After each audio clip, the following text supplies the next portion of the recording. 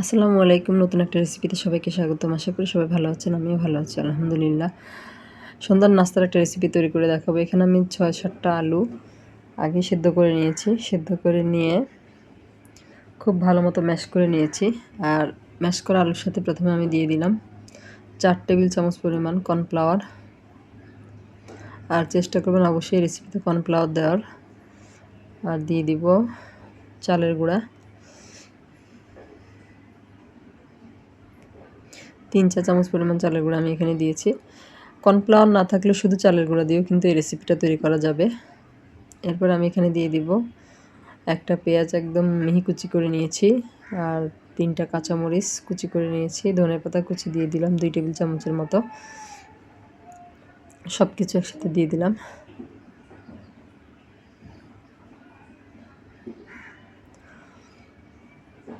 একটা লাইক দিয়ে আশা করব পুরো ভিডিওটা জুড়ে থাকবেন, নাহলে কিন্তু অনেক কিছু মিস করে যাবেন।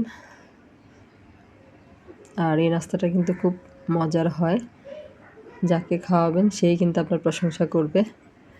এ পর্যায়ে আমি দিয়ে দিব রাঁধুনি বারবিকিউ যে মশলাটা হয়, ওটা থেকে ২ টেবিল চামচ পরিমাণ নিয়ে নিয়েছি আমি একটা বাটির মধ্যে। বারবিকিউ মশলা ২ টেবিল চামচ দিয়ে দিলাম।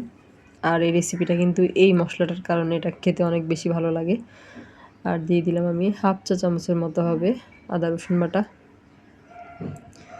একেবারে খুব সামান্য আদা রসুন বাটা দিয়েছি এখানে।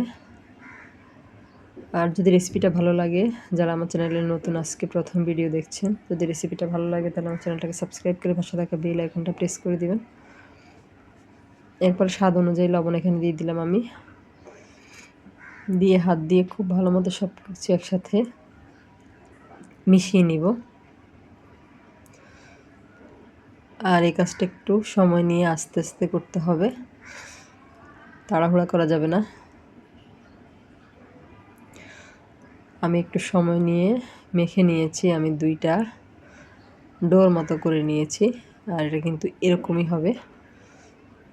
আর এ পর্যায়ে আপনারা রুটির মতো বেলে টুকরো টুকরো করেও নিতে পারেন, আর চাইলে আমি যেরকম করছি হাত দিয়ে যে কোনো শেপ দিয়ে এটা তৈরি করে নেওয়া যাবে একটু গোল করে। আমি 2 শেপের তৈরি করেছি, একটা করেছি স্কোয়ার শেপের, আর একটা করেছি একটু পাতা শেপের মতো। যে কোনো শেপ দিয়ে তৈরি করা যাবে। আর যেহেতু এটাতে কর্নফ্লাওয়ার দেওয়া আর চালের গুঁড়া দেওয়া, এটা কিন্তু খুলে আসবে না। পাশটা একটু চেপে চেপে সুন্দর করে নিব এইভাবে।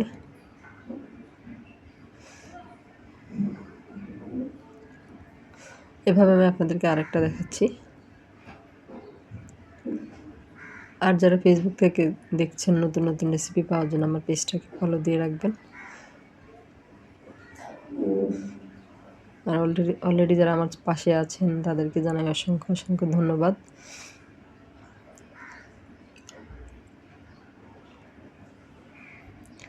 স্কোয়ার শেপে আমি আরেকটা তৈরি করে দেখালাম আপনাদেরকে। খুব সহজে হাতের সাহায্যে কিন্তু এভাবে তৈরি করে নেওয়া যাবে।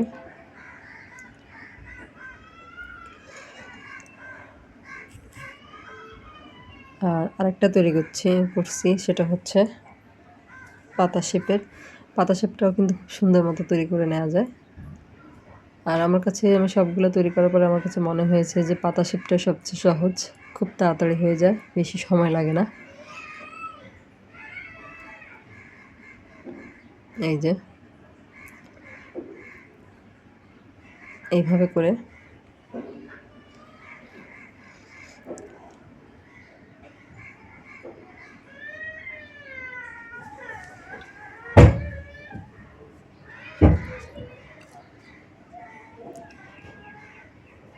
এইভাবে খুব সহজে তৈরি করে নেওয়া যাবে।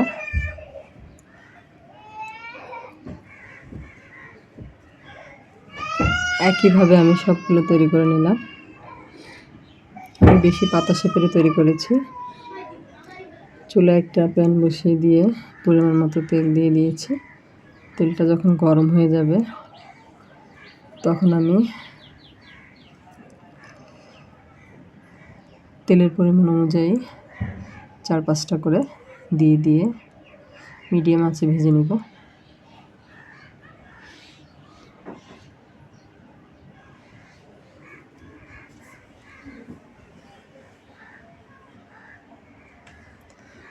দিয়ে দিলাম প্রথমে আমি 5টার মতো।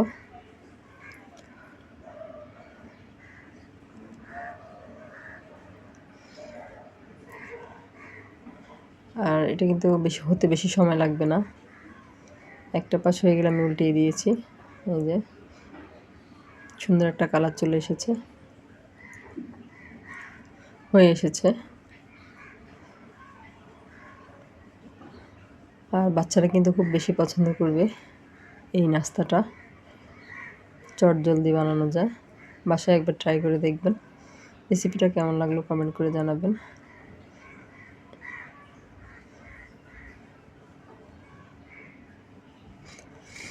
একইভাবে আমি সবগুলো ভেজে নিয়েছি।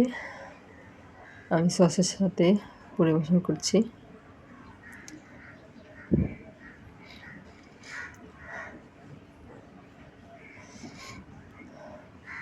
খুবই মজার নাস্তা।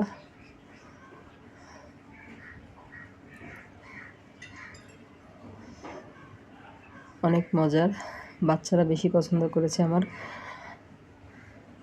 আজ এ পর্যন্ত, সবাই অনেক বেশি ভালো থাকবেন। আল্লাহ হাফেজ।